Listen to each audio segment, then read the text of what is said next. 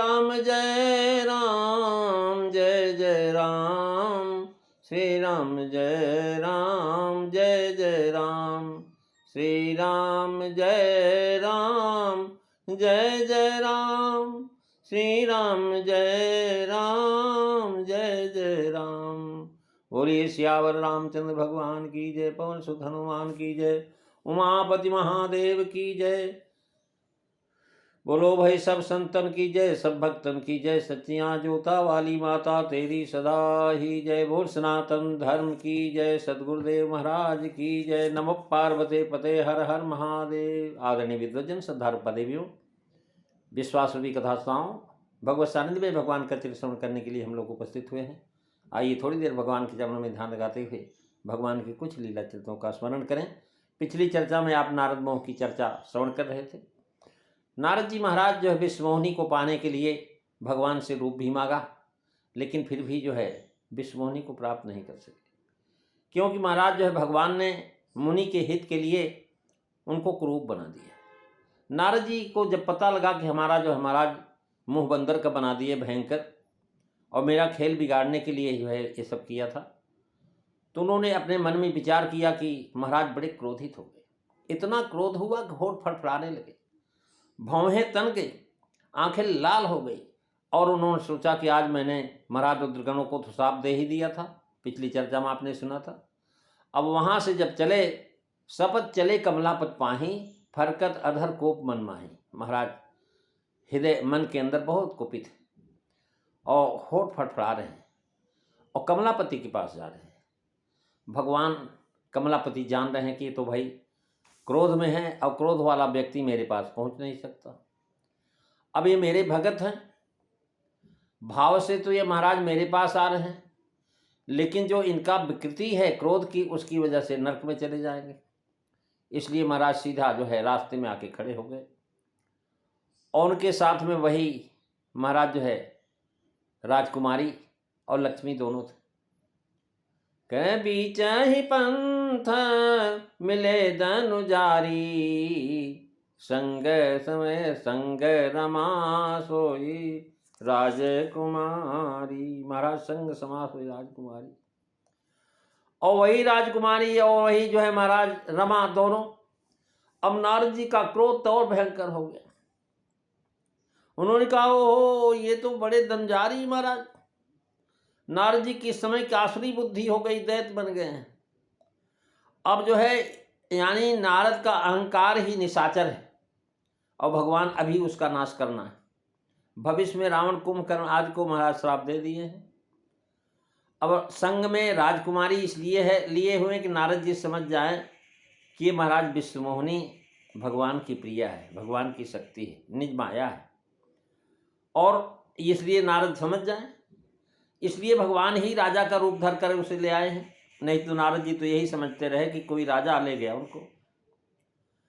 अब यदि न कहते सोई राजकुमारी तो समझा जाता कोई दूसरी राजकुमारी होगी, लेकिन कह रहे सोई राजकुमारी यानी विश्वमोहिनी। ये सब क्रोध उपचाने के लिए और तेज करने के कारण संग्रमा, क्योंकि रमा जी तो को तो पहचानते, साथ देख करके समझ जाएंगे कि राजा रूप में ये भगवान, ये महाराज यही हैं। अब नारद कमलापति के पास चले, अतएव कमला जी भी साथ लेकर के भगवान सामने आए हुए। उन्होंने कहा भाई कमलापति के पास जा रहे तो मैं तो साथ ही। साप देने के पश्चात जल में मुंह देख करके महाराज उन्होंने देखा कि उनका रूप ही बन गया। पहले बानर का रूप, भयंकर स्वरूप देखा था, लेकिन बाद में जब देखा तो उनको अपना ही रूप दिखाई पड़ा, लेकिन फिर भी संतोष नहीं हुआ। महाराज उन्होंने कहा आज भगवान को मैं दूंगा। क्या दोगे? कहने लगे श्राप दूंगा, अगर श्राप नहीं ले गए तो जान दे दूंगा। महाराज कितना कठिन बात कर रहे हैं। रास्ते में भगवान मिले, भगवान तो बड़े मधुरभाषी हैं और बहुत मधुरभाषी महाराज, देवताओं के स्वामी हैं भगवान। बड़े मीठे वचन बोले, हे मुनि आप व्याकुल शरीर से कहाँ जा रहे हो? आपका शरीर बता रहा आप बहुत व्याकुल हो। महाराज जब ऐसे उन्होंने बोला तो नारद को इतना क्रोध उत्पन्न हुआ, उनको बोध नहीं रहा, एकदम होश नहीं कि मैं कहाँ हूँ, किसके सामने हूँ, क्या करना जा रहा हूँ, कुछ नहीं रहा। तुलसीदास जी लिखते हैं, बोले मधुर बचन सुर साई, मुनि कह चले बिकल की नाई। सुनत बचन ओप जायति क्रोधा, अमाया बस न रहा मन बोधा। मंगल भवन अमंगल हारी, द्रवौ सुदशरथ अजीर बिहारी। श्री राम जय राम जय जय राम, श्री राम जय राम जय जय राम। बोले मधुर वचन। भगवान सदा मधुर वचन बोलते हैं, पर इस समय मधुर वचन क्रोध का कारण बन गया है। महाराज मधुर वचन तो क्रोध शांत कर देता है, लेकिन यहां क्रोध बढ़ गया। सांप का संकल्प है, इसलिए मर्म जान करके सुर स्वामी मधुर वचन बोले। और जो है महाराज मारने का संकल्प है, अर्थात ईर्षा वर्धक वचन बोले, जिससे प्रतिज्ञा पालन करे। सुर साई का भाव कि देवताओं के स्वामी हैं और देवताओं की रक्षा के लिए राक्षसों को मारेंगे। देवताओं के हित के लिए अपने ऊपर श्राप लेना चाहते हैं भगवान, इसी से मधुर वचन बोल करके उनके क्रोध को प्रज्वलित करते आग दी। और मार्ग में आकर के मिलना,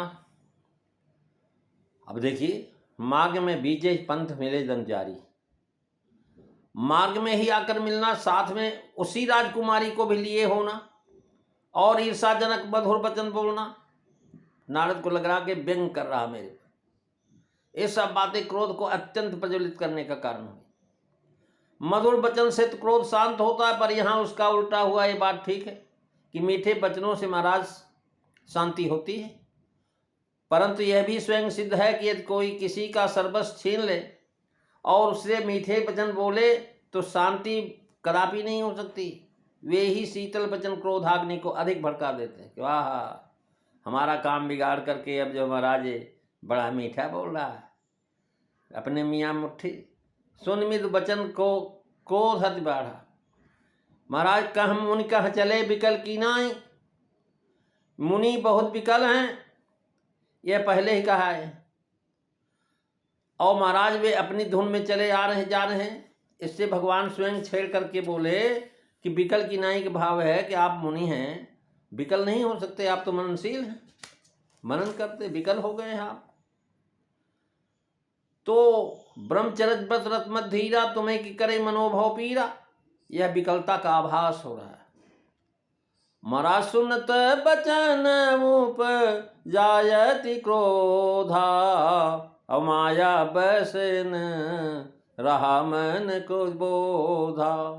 पर संपदा सकौ नहीं देखी, और तुमरे ईर्षा कपट विशेषी। श्री राम जय राम जय जय राम, श्री राम जय राम जय जय राम। महाराज भगवान तो उनके क्रोध को उत्तेजित करने के लिए ही मीठा वचन बोले थे कि महाराज आपकी अकल कहाँ चली गई।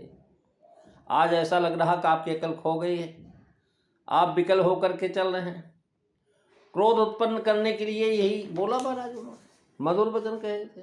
यहाँ कहते क्रोध उपजा, परंतु क्रोध तो पहले ही चला आ रहा था। बेश बिलोक क्रोध अति बाढ़ा, अब उपजा क्रोधा कैसे कहाँ। इस संभावित शंका का समाधान है कि अपना बेश जल में देखने पर क्रोध बहुत बढ़ गया था, पर वह क्रोध रुद्र गणों को शाप देने से कुछ शांत हो गया। शाप देने में वह अति क्रोध खत्म हो गया। अब भगवान के वचन सुनने पर उनको शाप देने के लिए वही क्रोध फिर उत्पन्न हो गया। माया बस न रहा मन बोधा। तात्पर्य है कि यदि बोध रहता तो अपने स्वामी को शाप नहीं देते, न अति क्रोध होता, न कटु वचन निकलते। पंच परवा अविद्या महाराज के पांचों विकार नारद जी में व्याप गए, तब से अविवेक होता है। और यहाँ जो है माया बस न रहा मन बोधा, मोह से अंतःकरण में विभ्रम होता। सो यहाँ जदप सूरज मुनि अटपट बानी, समझने पड़े बुद्धि भ्रमसानी। रुद्रगणों ने बड़ी अटपट बानी किया, लेकिन फिर भी समझ में नहीं आई।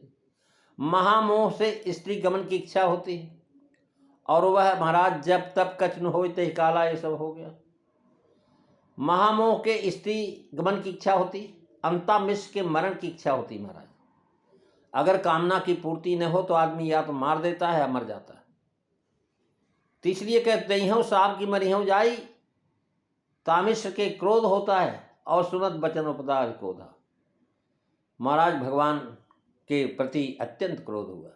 उन्होंने कहा मैं जानता हूं कि तुम दूसरे की संपत्ति को देख नहीं सकते, पर संपदा सको नहीं देखी, और तुमरे ईर्षा कपट विशेषी।